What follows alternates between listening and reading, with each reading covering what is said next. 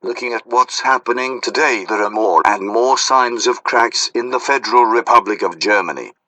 The main factor behind this rift is the massive influx of migrants. It can be seen on the political scene, in the demographics and most of all, in the streets. Germany is changing, there's no doubt about it. The people of Cologne, especially women, got a taste of the change on the New Year's Eve celebrations of 2015 to 2016.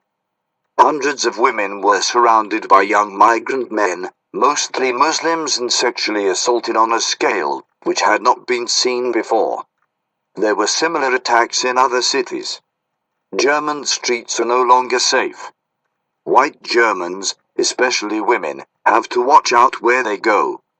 The tension between migrants and native Germans is growing, and it will continue to grow in the coming years.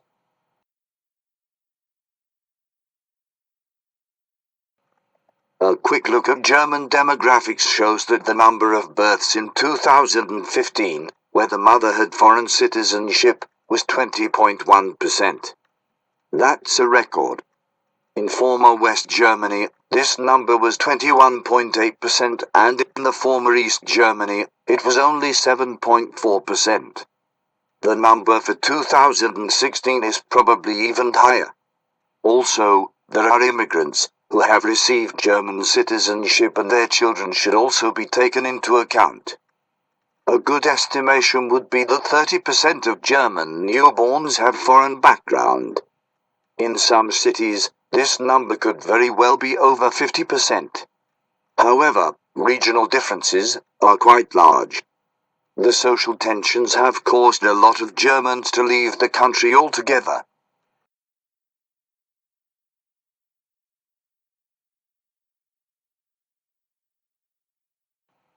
Die Welt, one of the largest German newspapers, reported that in the past decade more than 1.5 million Germans, many of them highly educated, had left the country. The face of Germany is going to change in the coming decades, dramatically. The massive influx of over 1 million illegal migrants in 2015 caused a rift in the CDU-CSU party, one of the most dominant political parties in Germany. The CSU is the equivalent of the CDU in Bavaria. Back then, Bavarian State Premier Horst Seehofer threatened Angela Merkel with constitutional action for opening up Germany's borders. This had never happened before. The CDU and the CSU could have been considered as one party, that is, up until the migrant crisis. The Alternative for Germany, or EFD, has seen increasing support, mostly due to growing resistance to the illegal immigration. Here too, there are very large regional differences in the way people vote.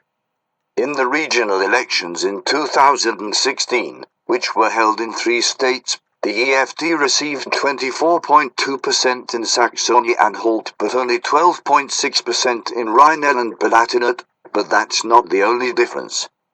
The Greens received 5.2% in Saxony-Anhalt and a whopping 30.3% in Baden-Württemberg. Every serious crisis puts a strain on a country's political and social structure.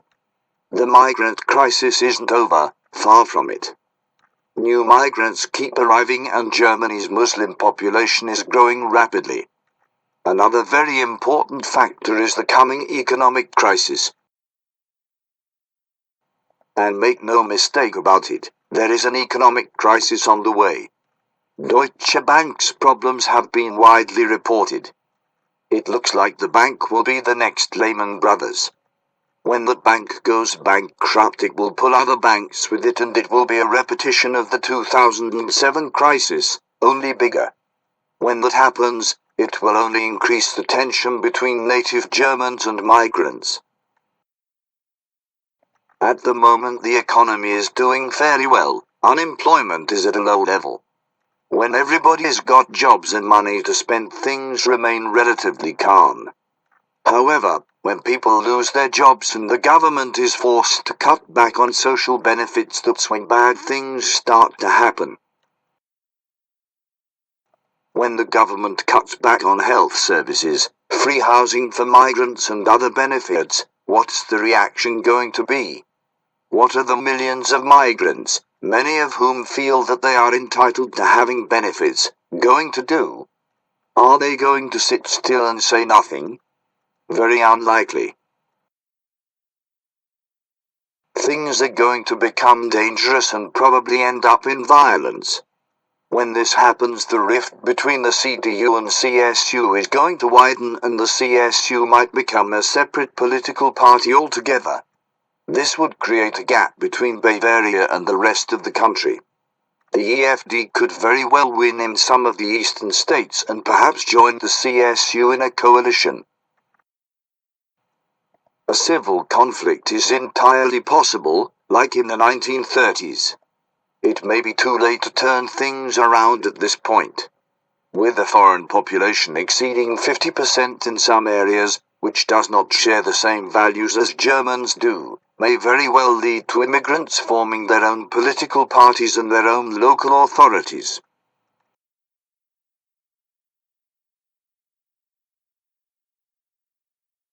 We've seen this happen to some extent already. No-go zones ruled by self-proclaimed Sharia gangs are popping up in many parts of Europe. If current migration trends continue, Germany will sink into a civil conflict. However, it's unlikely that all of Germany will go down. The parts of Germany that have few migrants and that have a stronger sense of identity, mainly the eastern states that used to make up Prussia, are not going to be in such a serious situation. They may want to go their own way, separating from the rest of Germany. In the future we may see new states, a new Prussian and Bavarian state. The rest of Germany might splinter up into smaller states, just as was the case before the unification of Germany. Historically, Germany used to be divided into many smaller states, so the breakup of Germany is not impossible. There is a historical precedence for this. Of course, this is just one possible scenario, it doesn't have to happen. There is still a chance that Germans will turn things around. However, if Angela Merkel or Martin Schulz from the SPD wins the next election in September this year, the chance will be significantly smaller.